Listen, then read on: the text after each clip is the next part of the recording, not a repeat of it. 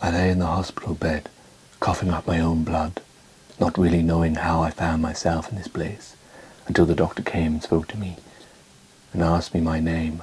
I went to tell him Jacob, but remembered at least to lie and tell him Klondike Kracker was my name, and he jotted it down. He explained to me that I had been found lying on the floor unconscious by a pool of blood. Mr. Kracker, let me be frank with you. Your illness is well advanced, and is only weeks, maybe days, before it either consumes your stomach or moves on to another area. What I'm trying to say, Mr. Kracker, is that you should get your things in order. Spend these last moments with your near and dear ones.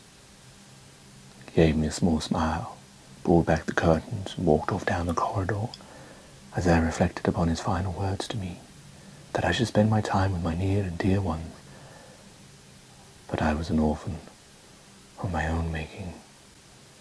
I had slain both my parents, and never had any contact with any other family members, and never had the opportunity to form friends. A man of more nobler nature would shed tears at such a dire situation to be found in, but I had no one to blame but myself. I pulled myself up and out of the bed.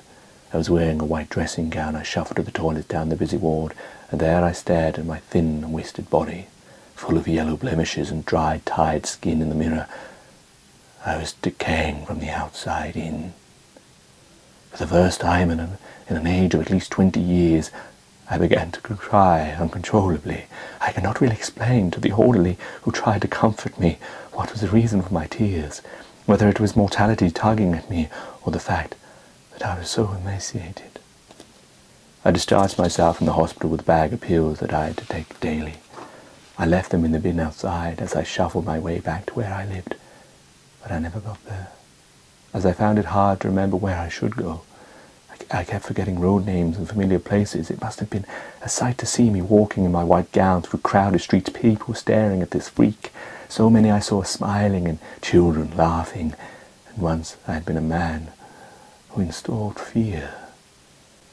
I spent the night on the floor outside someone's house. It might have been mine, I couldn't tell. I sat tight in a ball, unable to sleep, full of fear for why I couldn't tell. And I seemed to be losing who I was, and even the wandering fogs made me soil myself. I was losing control of my faculties. I even found it hard to pull myself up, my strength weakening, my knees and joints paining. Days passed on by, and I ended the fourth back in hospital, vomiting more than my stomach could contain in a bowl. My stomach felt like it had been turned inside out. My ribs poked through my skin with so much coughing. I ached all over, and I felt all my energy had been sucked out. I looked on the table by my side, and there remained a piece of newspaper I'd torn out years ago, that I'd carried about with me, the comments of that journalist. If he hadn't done it, I surely would, and told him that you are the last death, the last victim.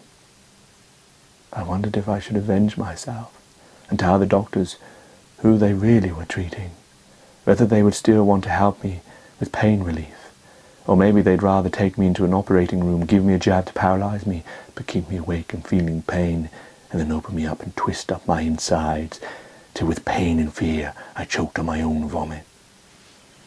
I felt the tears and rage and pain all well up inside me again. I so wanted to be able to say I was Jacob Jakes, and be forgiven for what I'd done. But I know even if there was some pity for the state I was now in, their true feelings behind their eyes I could see, the way they avoided looking me straight in the eye, as they cleaned me up from another accident, or holding my arm tightly, was taking my pressure. But who?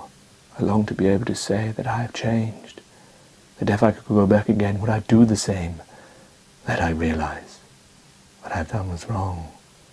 But wouldn't they say what I truly think? That it's too late to say all this now that I'm dying. It is not death that really makes man think what he's always been doing and done. Can forgiveness truly be accepted on the deathbed? Do I deserve pity and forgiveness? Probably not. Not for all the suffering I have caused the world. And truly, maybe by continuing to live, I shall give some people some pain. So by staying dead in their minds, maybe the families of my victims can live their lives with some ease. I wish I could find someone, just one person, who I could tell them sorry and say who I am. and find some solace in them, but there isn't such a person, I know. For I live my life in solitude, without the comforts of love and kindness, and this is the punishment for living this way.